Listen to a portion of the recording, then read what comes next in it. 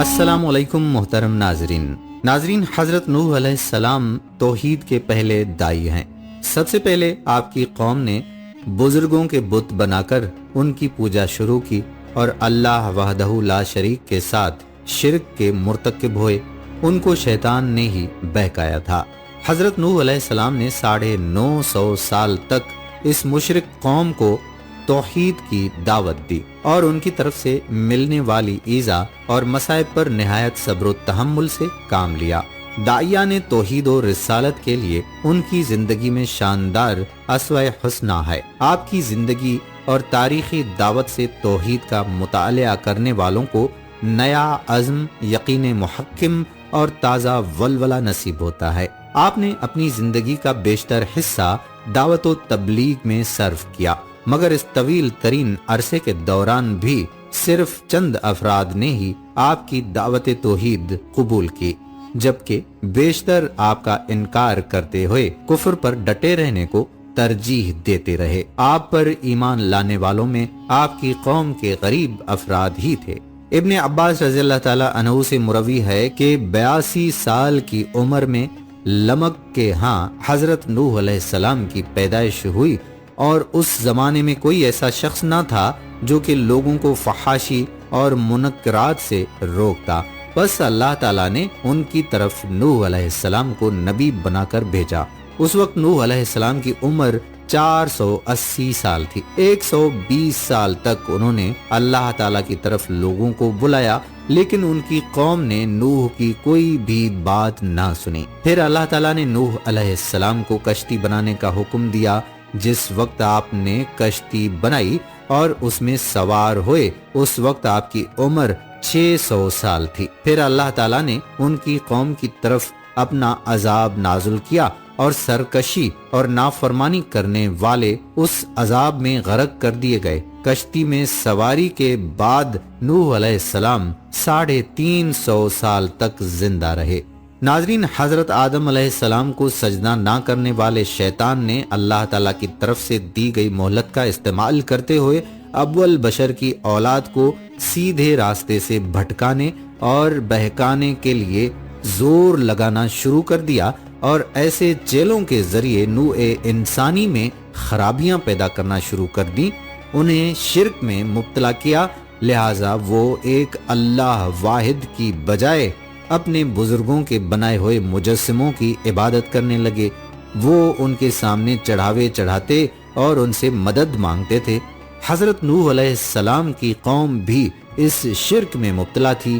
یہی وجہ ہے کہ آپ کی باتوں پر دھیان دینے کی بجائے انکار کرتی رہی، اور انہوں نے اپنے باپ داداؤں کے راستے پر چلنے کو ترجیح دی، جو کہ سراسر گھاٹے کا سودا تھا، جس سے بچانے کے لیے حضرت نوح علیہ السلام نے سر توڑ کوشش کی، مگر وہ باز نہ آئے۔ بالآخر اللہ تعالیٰ کے پانی کے عذاب کا شکار ہو گئے۔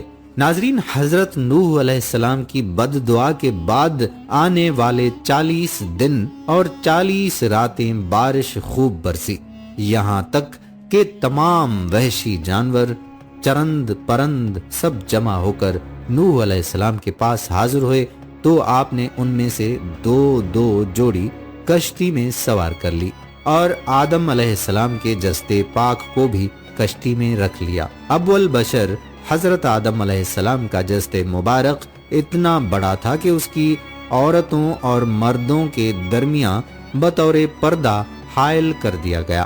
حضرت اکرمہ نے حضرت ابن عباس رضی اللہ تعالی عنہ سے روایت کی ہے کہ کشتی میں سوار 80 انسان تھے۔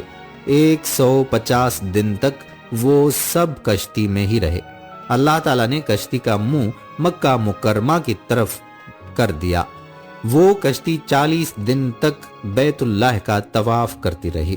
پھر اللہ تعالیٰ نے اسے جودی کی طرف روانہ کر دیا، وہاں جا کر وہ ٹھہر گئی۔ حضرت نوح علیہ السلام نے کوے کو بھیجا کہ وہ خشکی کی خبر لائے۔ وہ ایک مردار کو کھانے میں لگ گیا اور دیر لگا دی، جس پر آپ علیہ السلام نے ایک کبوتر کو بھیجا۔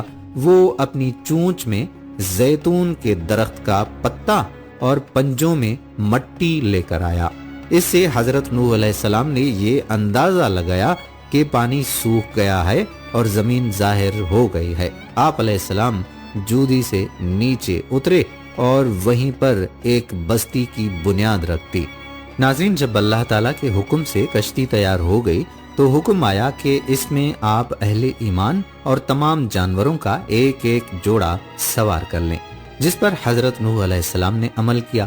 تمام جانوروں کو کشتی میں سوار کرا دینے کے بعد حضرت نوح علیہ السلام کیا دیکھتے ہیں کہ ایک دراز گوش یعنی گدھا باقی رہ گیا ہے، اور وہ دونوں اگلی ٹانگیں کشتی میں رکھ کر پچھلے دھڑ کا زور لگا کر چڑھنا چاہتے ہیں، مگر اس سے چڑھا نہیں جاتا کہ خبیث شیطان نے اس کی دم پکڑ رکھی ہے، اور وہ لعین اس گدھے کے ساتھ خود بھی کشتی میں سوار ہونا چاہتا ہے۔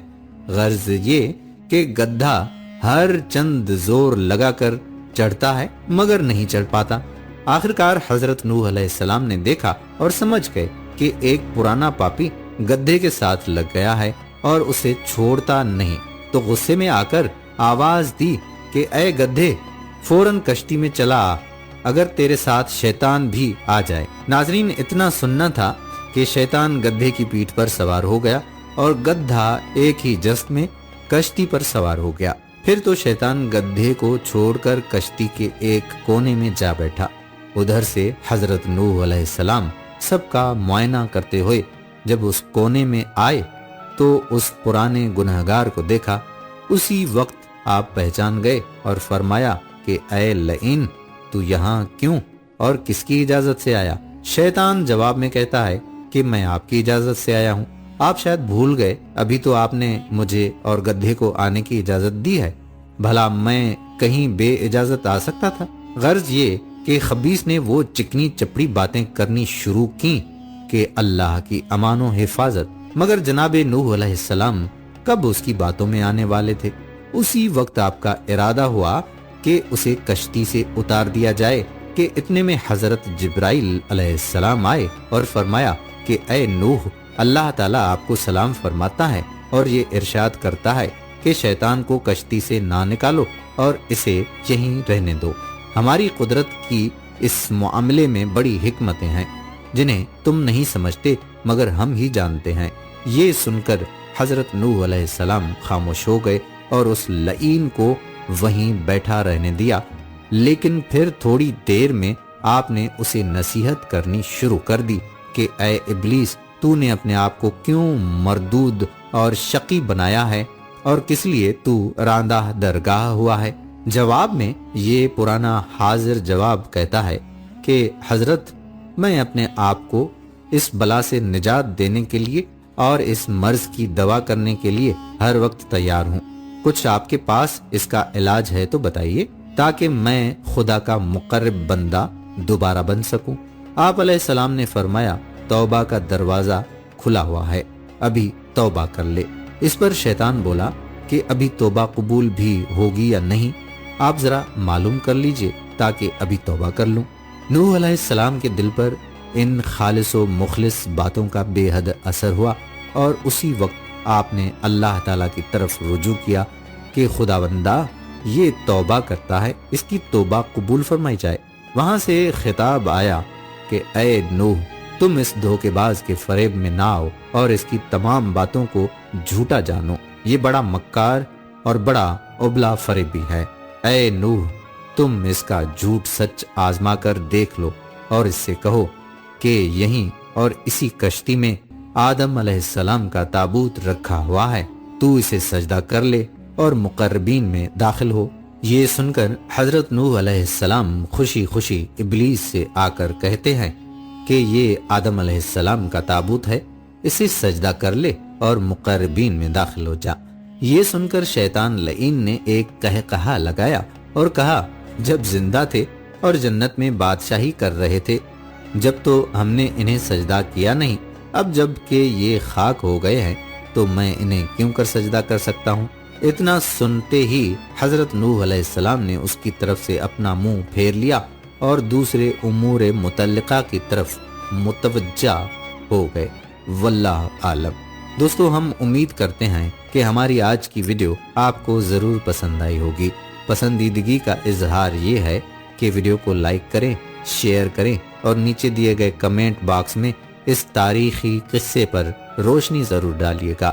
اگر آپ نے ابھی تک ہمارا یوٹیوب چینل سبسکرائب نہیں کیا تو چینل کو سبسکرائب کر کے بیل آئیکن کو پریس کر لیں تاکہ یہاں پر جتنی بھی ویڈیوز اپلوڈ ہوا کرتی ہیں ان کا نوٹیفیکیشن آپ کو بر وقت ملتا رہے۔ آنے والی ویڈیو تک ہمیں اجازت دیجیے۔